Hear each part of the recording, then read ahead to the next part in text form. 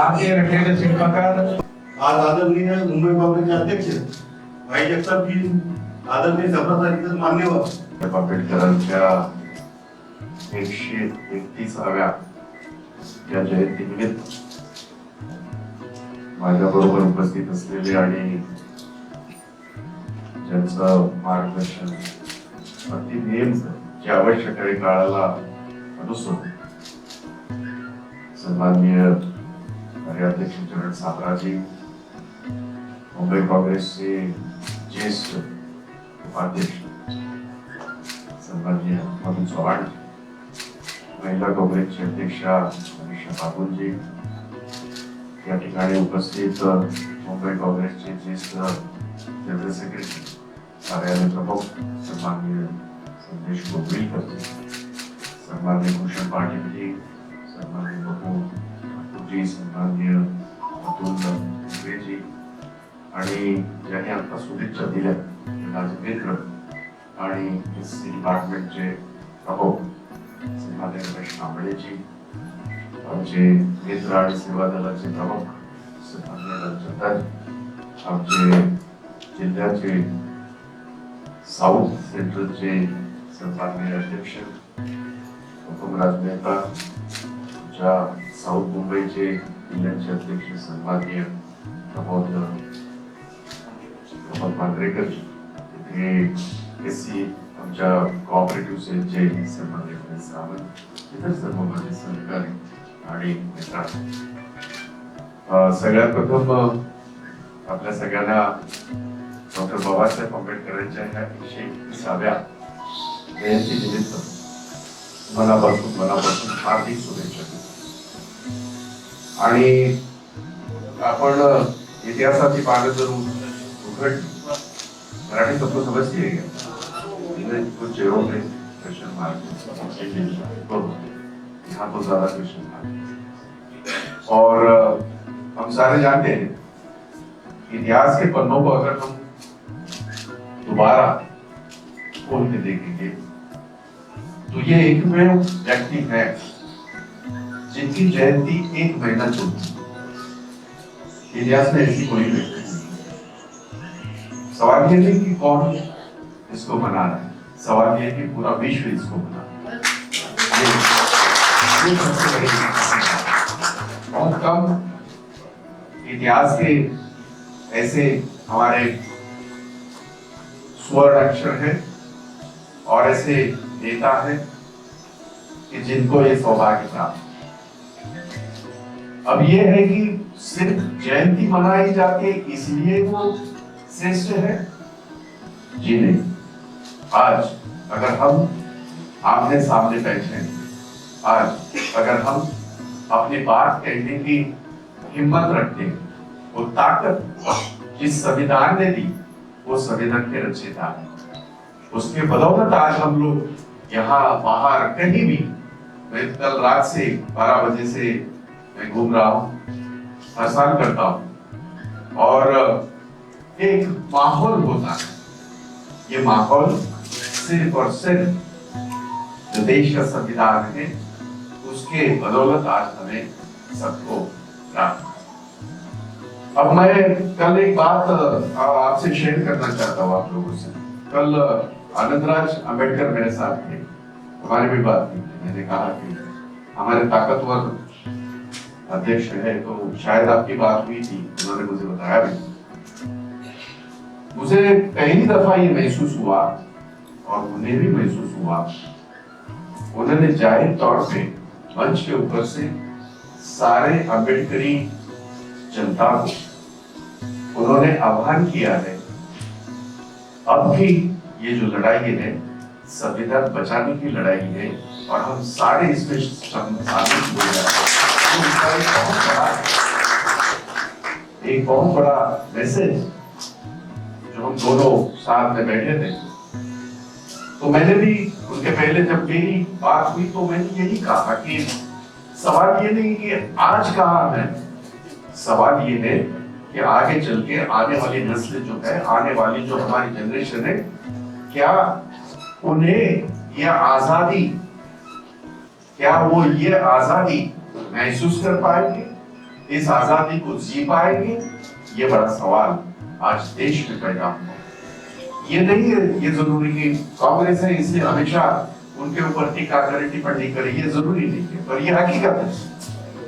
आज जो हालात देश के हैं, कोई कुछ कहेगा तो उसके पीछे ईडी लगे, आईटी लगे, ये सारा लगे, और जो कोई धड़ल्ले से सच्चाई बयान करेगा उसको किस तरह से ये सरकार के लोग घेर रहे हैं, ये हमारे सामने बहुत बड़ा उदाहरण है। और इसलिए एक हमेशा हमने देखा, हजारों सालों से देखा कि सत्ता जब सर चढ़ के बोलती है तो हशर देश का बहुत बुरा होता है। और आज के जो देश के पंतप्रधान हो, भाजपा की सरकार हो, जिन राज्यों में भाजपा की सरकार है, अगर वहां हालात आप देखो तो हालात बद से बदतर है। जिसके लिए बाबा साहब ने लड़ाई की, हालात उस वक्त में हजारों सालों से बदतर थे। ये वो शख्स है कि जिन्होंने वो लड़ाई लड़ी, गरीब की लड़ाई लड़ी, पीड़ित की लड़ाई लड़ी, पिछड़ों की लड़ाई लड़ी, सब मानवता का जो संघर्ष था वो उन्होंने किया। तब जाके ये संविधान भी बना, तब जाके हम सारे इस ये जो हमारी जमहूरियत है, जो हमारी आजादी है, जो हमारा लोकतंत्र है, उसको हम सही ढंग से जी लें। सवाल ये है कि ये आगे चल के इसी तरह बरकरार रहेगा या नहीं रहेगा, ये सवाल। और इसलिए मुझे बड़ी खुशी होती है, मैं आप सबको एक बात मैंने इसके पहले भी कहा था, पिछली बार जब यहाँ हम लोग बैठे थे फुले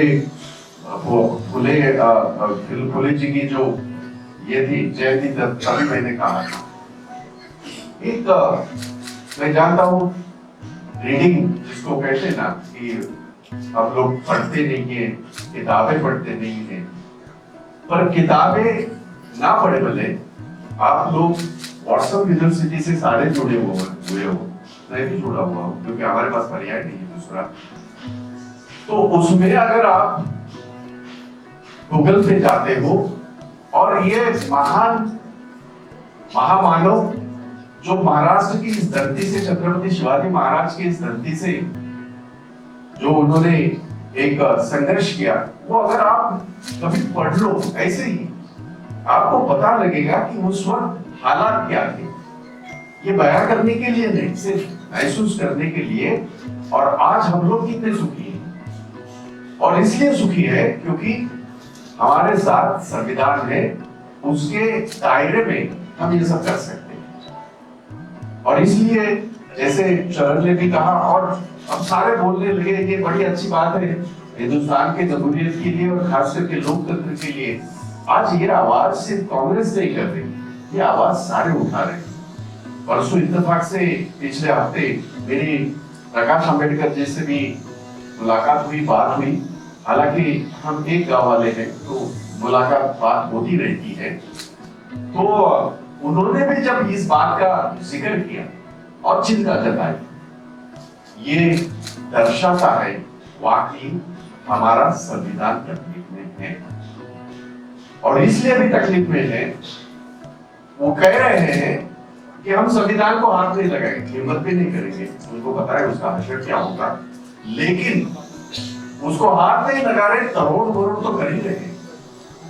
संविधान में एक बहुत बड़ी उपलब्धि है, कोई भी लोकतंत्र चलता कैसे, हम तो लोक प्रतिनिधि हैं, हम तो जिसको कहते हैं ना कि हम लोग हमें चुन के भेजते हैं बाहर, चाहे संसद हो, चाहे विधानसभा हो, चाहे कॉर्पोरेशन हो, चाहे गांव की पंचायत हो, लोग हमें वहां चुन के इसलिए भेजते हैं कि हमारा लोकतांत्रिक अधिकार है वो हम बरकरार रखे, उसके माध्यम से हम काम करें। लेकिन लोकतंत्र सही मायनों में एग्जीक्यूटिव जिसको कहते हैं वो चलाते हैं, और उनका चाहे वो आईएएस ऑफिसर हो, चाहे वो आईपीएस ऑफिसर हो, चाहे वो आईएलएफएस हो, ये सारे करते हैं। ये मैं इसलिए नहीं कह रहा हूँ, थोड़ा सा बाउंसर भी होगा बहुत सारे लोगों को, कोई भी चिंता नहीं है। जितना भी ये कर सकते हैं वो दिमाग में रखिएगा, और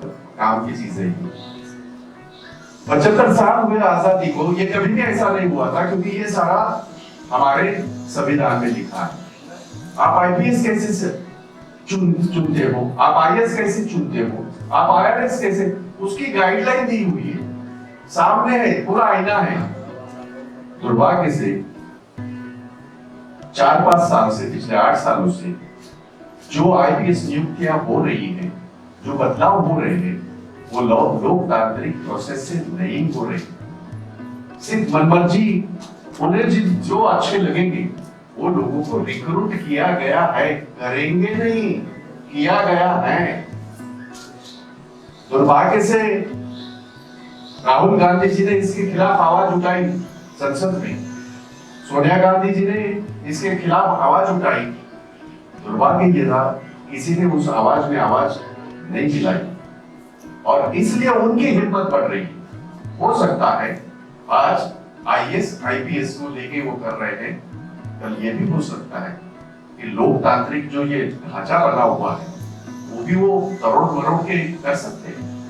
तो ये लड़ाई सिर्फ कांग्रेस की नहीं है, ये लड़ाई राहुल गांधी जी की नहीं है, ये लड़ाई प्रियंका गांधी या सोनिया गांधी की नहीं है, ये लड़ाई आम आदमी की है, आपकी है, मेरी है, महिलाओं की है, युवकों की है, इस सारे 140 करोड़ आबादी की है लड़ाई। और यह लड़ाई लड़ने के लिए बहुत कोई रास्ते में आके कोई हथियार लेके लड़ना नहीं है, कोई जरूरत नहीं है। लोकतांत्रिक देश में ऐसा होता नहीं। लेकिन अगर हम सोच लें कि ये जो बैठे हैं वो सनातन विचार के लोग बैठे हैं, जिन्हें ये लोकतांत्रिक ढांचा मंजूर नहीं था, ना है, ना रहेगा। अगर ऐसा होता, ये वही लोग हैं जो आरएसएस के मुख्यालय पे कभी भी तिरंगा इन्होंने नहीं लहराया, और हमें सिखा रहे हैं कि तिरंगे की महती क्या होती है। होते कौन है ये? इनका वजूद क्या है? इनका वजूद यही है, वो विश्वास करते हैं सिर्फ और सिर्फ सनातन विचारों में वो विश्वास करते हैं, सिर्फ और सिर्फ वो मनुस्मृति में विश्वास करते हैं, और वो उन्हें दोबारा इस देश में मजबूत बनाना है, जो कि असंभव है, जो कि असंभव है। लेकिन सोच लीजिएगा, एक विश्व का सबसे बड़ा लोकतांत्रिक देश, वहां की सरकार ये कोशिश कर रही है, और हम लोग जुड़े हुए हैं। मुझे कितना मिलेगा, मुझे क्या मिलेगा, ये इस पार्टी में नहीं मिलेगा तो उस पार्टी में मिलेगा, उस पार्टी में नहीं मिलेगा तो और किसी पार्टी में मिलेगा। ये जब टिकेगा ढांचा तब ये कर सकते हो, अगर ये ढांचा ही नहीं रहा तो क्या कर सकते हो। और इसलिए दोस्तों, ये जो खास करके अंबेडकर जयंती हो, महात्मा फुले जयंती हो, छत्रपति शिवाजी महाराज की जयंती हो, एक वाक्य मैं आपसे बिल्कुल शेयर करना चाहता हूँ। शायद कुछ चंद लोग जानते हैं जो मेरे साथ काम करते हैं सालों से। एक बहुत बड़ा षड्यंत्र आरएसएस वालों ने मुंबई में रचा था, और उनका मकसद था कि ये आग पूरे महाराष्ट्र में फैले। कुछ हद तक फैल भी गई, अगर आपको याद होगा, वरना आपको याद होगा, जब बिडेनी चौल में सवर्ण और ये आगासुरियों का जो ये हुआ बहुत बड़ा, जो जिसको हम एक ऐसा धब्बा वो रहा महाराष्ट्र के इस पूरे इसमें इतिहास में, और उस लड़ाई में बहुत तगड़े तरीके से लड़ाया गया, मागासवर्गीय वर्सेस बाकी सारे, और बहुत बड़ा कर्फ्यू था, और काफी दिनों तक कर्फ्यू था। वहां 3 व्यक्ति घूमते थे हम लोग। एक शशिकांत पवार जो वरणा महासंघ के अध्यक्ष थे, 2 वो आज हमारे साथ नहीं है, वो आज उन्हीं सनातनियों के साथ मंत्री बन के बैठे हैं, यहीं पे उनकी ऑफिस है। लेकिन उस वक्त रामदास अठवले, शशिकांत पवार और भाई जगताप हमने वो नहीं सर ये किया, फिक्र नहीं की कि वहां 144 है, वहां कर्फ्यू है, वहां कुछ है, क्योंकि हमें पता था ये सारा षड्यंत्र मुंबई से शुरू होगा, पूरे महाराष्ट्र में इसकी आग लगेगी, देश में आग लगेगी, ये उनका षड्यंत्र था, यही सनातनी लोगों का ही षड्यंत्र था। हमने उसको भापा था। और आज अगर आप पूरे विश्व में अंबेडकर जयंती, शिव जयंती एकत्रित जो होती है, उसकी शुरुआत हम लोगों ने की थी वर्ली से।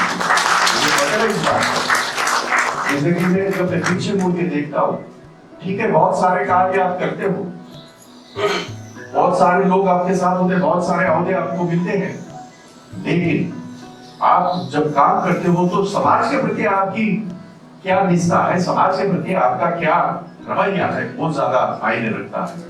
और ये एका दुक्का उदाहरण है, ऐसे बहुत सारे उदाहरण। उसके बाद हम सारे बैठे, प्रकाश अम्बेडकर जी भी बैठे, आनंद अम्बेडकर जी बैठे, सारा समाज बैठा, और इनका षड्यंत्र वही खत्म हुआ। कुछ दिनों तक चला, 10-15 दिन ये वर्ली जलती रही, और उसमें हमेशा ये होता है, युवा हमेशा आगे रहता है। बहुत सारे केसेस थे, बाद में सरकार अपनी थी, हम लोग ने विड्रॉ भी किए थे। तो मेरा आप सबसे यही निवेदन है, मेरे कांग्रेस के सारे कार्यकर्ताओं को, कि आज हमें एक अलग लड़ाई लड़नी है, और ये लड़ाई हम एका दुक्का लड़ तो रहे, सबको साथ में लेके लड़नी है। मैंने यही बात उनको भी कही, कल अम्बेडकर जी मेरे साथ थे, उनको भी मैंने कहा, और मैंने ये जब मैं 10-15 दिन पहले प्रकाश जी को मिला था, उनको भी मैंने यही कहा, और उनके भी यही शायद उनकी सोच है। याद होगा कल परसों प्रकाश अम्बेडकर जी ने शायद औरंगाबाद में एक स्टेटमेंट दिया है, अगर आप लोगों ने ठीक ढंग से उसका जायजा लिया है तो आपको पता लगेगा कि उन्होंने कहा है, जो प्रकाश अम्बेडकर पिछले इलेक्शन में वंचित अगाड़ी करके अपनी पार्टी से लड़े, और उसका नुकसान कांग्रेस को बहुत ज्यादा हो गया, लेकिन वो कह रहे हैं कि हम तैयार हैं किसी के साथ ये करने की, जो संविधान की बात करेगा, जो संविधान को बचाएगा। तो ये बदलाव जो आया है, इससे हम लोगों को, सारे लोगों को एक सीख लेनी है कि लड़ाई हमारी अलग किस्म की लड़ाई है। और आज का दिन डॉक्टर बाबा साहेब अम्बेडकर के जयंती का दिन, इससे बड़ा दिन क्या हो सकता है। मैंने ये बात परसों भी कही थी, जब महात्मा फुले जी की जयंती में मैं यहाँ बैठा था, मेरे ख्याल से 5-10 मिनट मैंने आपसे 5 महिला, और महिलाओं ने समझना सबसे ज्यादा क्या, सावित्रीबाई फुले उस वक्त रास्ते पे आई थी। हम लोग आते हैं बस, आज का विषय नहीं इसलिए मैं बात नहीं करूंगा, लेकिन ये बिल्कुल जरूरी है, क्योंकि ये मैंने हमेशा कहा है, जब हम रास्ते पे उतरते हैं, जब हम एक समझो भाई जगताप उतरता है, तो भाई जगताप अपने सारे कार्यकर्ता के साथ उतरता है, अकेला उतरता है, लेकिन एक महिला उतरती है तो पूरा परिवार रास्ते पे आता है। जो भी वक्त का तकाजा है, वक्त तो जरूरी है, और इसलिए मैं चाहता हूं, चाहे महिला कांग्रेस हो, चाहे युवा कांग्रेस हो, चाहे हमारे सारे फ्रंटल हो, डिपार्टमेंट हो, हम सारे लोगों को ये लड़ाई लड़नी है। कॉर्पोरेशन की लड़ाई आएगी जाएगी, वो सब होते रहेगा, वो सालों से होता आ रहा है, आया है। और महाराष्ट्र में तो हर साल कोई ना कोई इलेक्शन है, लेकिन और उस इलेक्शन में हमें सबको बिजी रख के ये अपना जो कार्यक्रम है वो चला रहे हैं ये लोग। तो इस कार्यक्रम को अगर हम लोगों को डट के मुकाबला करना है, तो ये अम्बेडकरी सोच जो है वो सबसे ज्यादा इम्पोर्टेंट है। मैं आज वर्षा ताई थी, नाना पटोले भी थे मेरे साथ वहां, इसमें चैत्र भूमि में अजित पवार भी थे, होशियारी अभी आ रहे थे हमारे राज्य के राज्यपाल, पर मैं उन्हें मतलब ये बहुत जिम्मेदार से बोल रहा हूँ। मैंने पहला राज्यपाल ऐसा देखा कि जो एक आरएसएस का कोई ये है प्रचारक उस तरह के काम होंगे। इसके पहले भी मैंने कहा है और जाहिर तौर पर कहा है, किसी की कोई ये नहीं की मैंने, लेकिन मैं ये करने की कोशिश कर रहा हूँ। वहाँ प्रदर्शनी लगी थी और आप में से कोई अगर घाट पोखरा वो सारे एरिया में रहते हैं एक प्रदर्शनी घाटकोपर पार्क साइड में विक्रोली में रखी है, आप जरूर देखिएगा। मैंने हजारों ये प्रदर्शनियां देखी है, लेकिन जिस ढंग से उन्होंने काम किया, उन बच्चों ने जितने भी बाबा साहब के जन्म से लेके मृत्यु तक इतना बड़ा और पूरे मैदान में है, बहुत बढ़िया है। आप भी किसी को मौका मिले, इसलिए भी कह रहा हूं, जब आप सामने देखते हो, जब आप पढ़ते हो, तो आपको पता लगेगा कि क्या उस जमाने में उन्होंने संघर्ष किया, और इसीलिए हमारे लिए, हम सबके लिए, इस देश की जनता के लिए, मानवता के लिए। तो मैं आपको 131वीं ये जन्म व उनके जन्मदिन के ऊपर, उनके जयंतीच्या निमित्त आपल्या सगळ्यांना मी मनापासून शुभेच्छा देतो। आणि एवढंच सांगतोय की हा कार्यक्रम फक्त इथे आंबेडकर जयंती झाली, आम्ही काहीतरी ऐकलं आणि बाहेर गेलो असं न करता, त्यातलं काय जर घेता आलं, त्याचं काहीतरी डोक्यात ठेवता आलं, तर ते ठेवलं तर जास्त देशाच्या दृष्टीने, आपल्या दृष्टीने, आपल्या कुटुंबाच्या दृष्टीने ते जास्त महत्वाचं राहील असं मला या ठिकाणी वाटतं। मी परत एकदा आपल्या सगळ्यांचे आभार व्यक्त करतो आणि थांबतो। जय हिंद, जय महाराष्ट्र, जय हिंद।